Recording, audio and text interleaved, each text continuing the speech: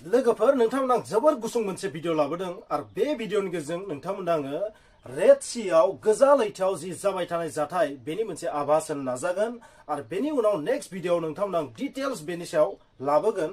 नाथाय नोंथांमोना बेखिनियाव बुंनो नागिरनाया बेनो नोंथांमोना थारैनो इउक्रेन रासियानि दावहाखौबो नुगासिनो थादों आरो लोगोसे नोंथांमोना बेखौबो नुदों हामास आरो इजराइलनि गेजेराव जि दावहा जादों गाजायाव बेखौबो नोंथांमोना नुबाय थादों आरो नोंथांमोना साननैसो सिगांनिफ्रायनो मोनसे बाथ्राखौ खोनाबाय थादों हुथि जि बिद्रहिफोर येमेननि बिसोरो माबादि रेड सीनि गेजेरजों थांनाय जाहाज एडेन लैथोनि गेजेरजों थांनाय जाहाज आरो सुएज केनेलनि गेजेरजों जायफोर जाहाजा भुमध्य लैथोआव थाङो आरब लैथोनिफ्राय बैफोर कार्गो शिपफोरनि सायाव मालबाहि जाहाजफोरनि सायाव माबादि एटाक खालामदों।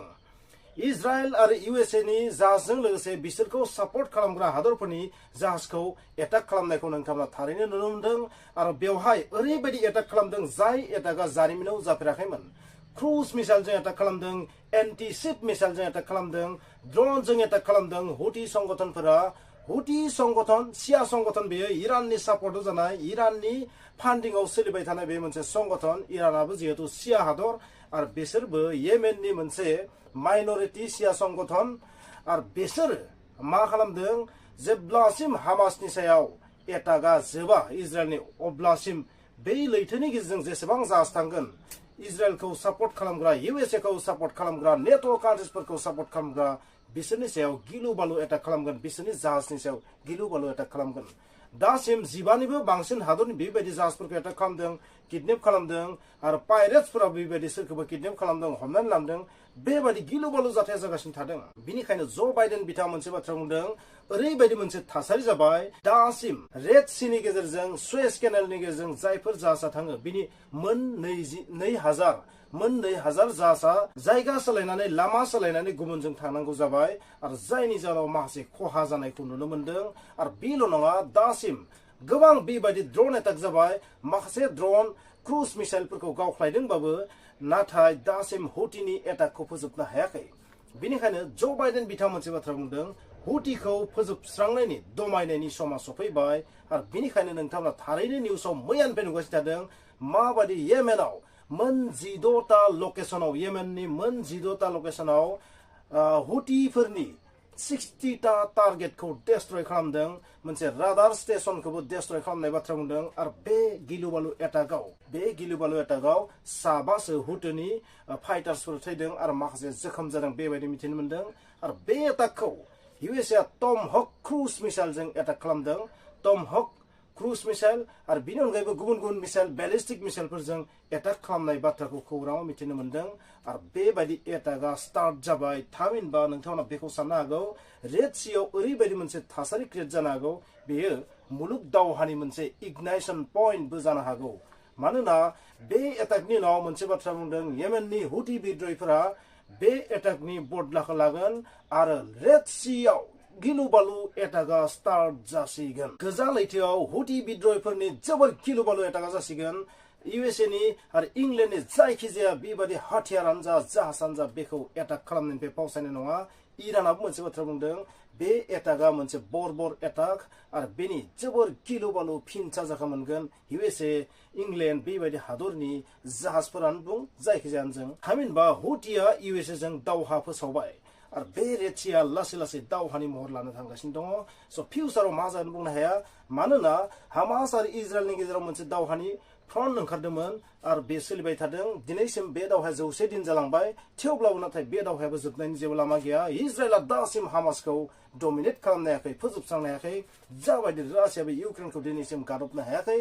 आरो थिग बेबादिनो बे खैफोदनि समाव आरोबाव मोनसे दावहानि फ्रन्ट जोनोम जाबावबाय आरो जेराव इरानाबो इनक्लुड दं।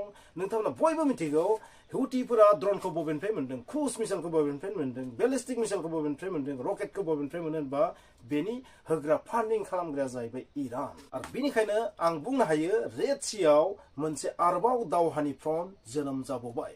मानोना नोंथांमोना बयबो मिथिगौ जुदि एसियानिफ्रायनो बुं बा आरब लैथोनिफ्राय बा जायखिजाया बेबायदि एसियानिफ्राय जेसेबां जाहाज थाङो बै जाहाजफोरा गासैबो सुएज केनेलनि गेजेरजों थांनांगौ जायो आरो सुएज केनेलनि गेजेरजों थांनांगौ जायोबा रेड सीखौ बारनांगोन, एडेन लैथोखौ बारनांगोन आरो बे एडेन लैथोखिनियावनो बे गिलु बालु जाथाया जागासिनो थादों दासिम 2000निबो बांसिन जाहाजा लामाखौ सोलायनांगौ जाबाय आरो बेबायदि गोबां जाथाय आरो बेबायदि गिलु बालु एटाकनि समाव इन्डियाबो बैहाय माखासे वारशिपखौ दैथायहरदों INS Kochi INS Visakhapatnam INS Mormugao INS Chennai बेफोरखौ बैहाय दैथायहरनो गोनां जादों मानोना हालोदा ओरैबायदि मोनसे गाज्रि थासारि जादों बे हालोदाव भारतआबो जोंनि इन्डियाबो गावसोरनि जाहाजनि सेफटिनि थाखाय इन्डियानि माखासे कार्गो शिपफोरनि सेफटिनि थाखाय बे स्टेपखौ लानांगौ जानायखौ नुनो मोनदों स फ्रेन्ड्स नोंथांमोना ओरैबायदि मिथिना ला मैयानि तारिखआव जि जाथाय जालांबाय येमेनाव बे जाथायनिफ्राय नोंथांमोना मोनसे बाथ्रा बुजिनानै ला थारैनो मुलुग दावहाया जासिगोन नामा थामथि मुलुग दावहानि जि इगनाइशन पॉइंट जागायजेननाय बे स्टार्ट जासिगोन नामा मानोना मोनसे न मोनसे दावहानि वार फ्रन्ट ओंखारगासिनो थादों नोंथांमोना नुदों इउक्रेन रासिया आरो बिनि उनाव नोंथांमोना मा नुदों हामास इजराइल आरो बिनि उनाव नोंथांमोना मा नुदों दा बै इंलेन्ड आरो यूएसए नि एगेन्स्टआव आरो बिसोरखौ सापर्ट खालामनाय हादरनि एगेन्स्टआव हुथि बिद्रहिफोर लोगोसे इरान बेवहाय इनक्लुड जानानै दङ बेहाय मा जानो थांगोन बा मा जानो हागौ फिउचाराव बेखौथ' बुंनो हाया नाथाय जुदि थारैनो दावहा जामारोबा हुथि बिद्रहिनि लोगोआव अब्ला बेथ' मोनसे गोदान दावहानि फ्रन्ट आरो बे दावहानि फ्रन्टआ ओरैबायदि जायगायाव जादों जायजों बुहुमनि माखासे बिजनेसा सोलियो बे बिजनेसा टटेलि बन्द जागोन आरो माखासे मुवा बेसादनि दामा ओरैबायदि बांनो हागौ जाय गासै बुहुमावनो मोनसे इक'नमिक क्राइसिस क्रिएट खालामनो हागौ स बेनि सोमोन्दै नोंथांमोना डिटेल्स भिडिअ लाबोगोन बे भिडिअनि उनाव